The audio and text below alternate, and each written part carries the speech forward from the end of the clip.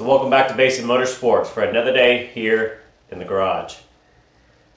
So I kind of got all of the parts scattered around from the engine and transmission coming out of Gray Lady, so I thought today I would do just some real cleanup and kind of organization. I find when I'm in here in the garage just kind of working on things, I'm allowed to kind of think of some stuff. And one of the questions lately has kind of been, would I ever buy back an old project car? So before we get started on the story, I want you to ask yourself this question, and you can answer it down in the comments. Do you have a car or a vehicle or a truck or anything from your past that you always thought, man, if I could get that one back, I would certainly buy it back? Normally, I don't have that, regret from selling a car.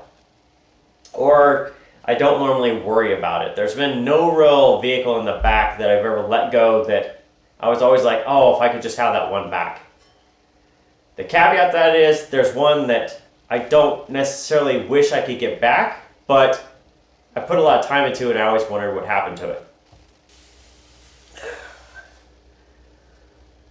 So over Christmas break, I got a private message on Instagram. And it was somebody saying that they thought they had one of my old cars. And the reason they thought it was mine is they had bought it used. They were looking on YouTube for information on that type of car, and they came across my videos. So initially I didn't know exactly which car they were talking about because over 10 years of being on YouTube, I've built a couple cars. So I had two Versas, I had a 240SX, I've had, now 3 different Mustangs. So I didn't really know which one of the past ones I had. I knew it wasn't my 92 because it got wrecked and scrapped. I knew it wasn't my wide body because it's sitting right there.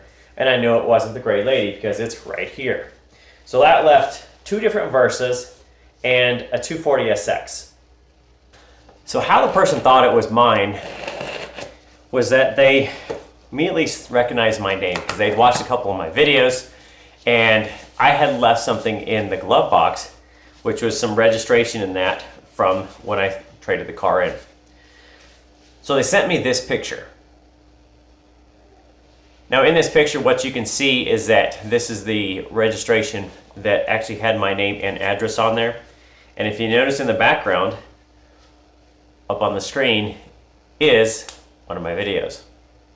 So at this point, clearly I knew that they were probably talking about Project MEEP. Now this is the gray Versa I built with a carbon fiber splitter, the brakes, and the headlights and everything else. So this is the car that helped launch this channel 10 years ago. So how this person came across this car was that they bought it off of OfferUp. It was $800. So how did a car that I built, that I put a lot of time into, turn out to be on OfferUp for $800?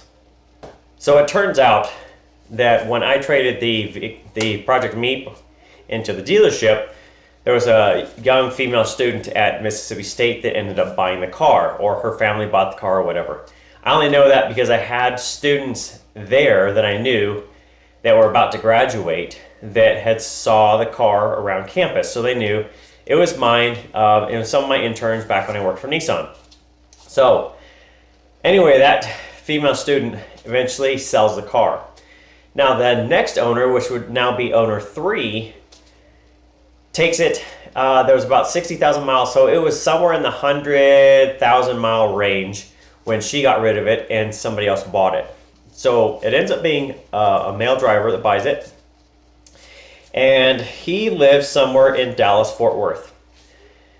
If you remember back, Project MEEP had a cold air intake from Fujita, and it was one of, I started with a silver chrome one, and then I ended up changing it to a black. So that owner, the third owner, ends up driving it through a flood. Now, don't ask why, but they did, and so what happened is the cold air intake that was down in the, the bumper well in front of the front tire, well, you can imagine what it does, a cold air intake with a running engine driving through a flood, treats the water like a straw, and it's sucked up and hydrolocked the engine. So what does a hydrolocked engine do? Well, it ends up basically breaking something. And in this case, it ended up being the rods. So this is a picture the current owner of the car sent me after he bought the car with a blown engine. As you can see, the rod itself is pretty twisted up. The rod was what failed, and so the crankshaft ended up getting some cracks, I guess scratches in it from that, the rod itself, and then it ended up boogering up the sidewalls. So that's where the fourth owner comes in, and the one that actually has the car today. They contacted me and sent me some pictures of them repairing the car. So here's some of these pictures they sent.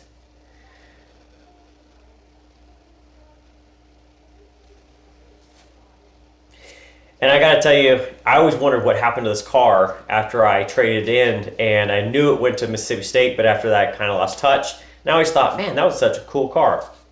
So the new owner just sent me a message a few days ago that said they've put about 50 miles on the new engine itself, back running, back together, and I've actually left them with this message. If they ever want to sell that car, contact me. I'm interested in buying it back. So that's my story.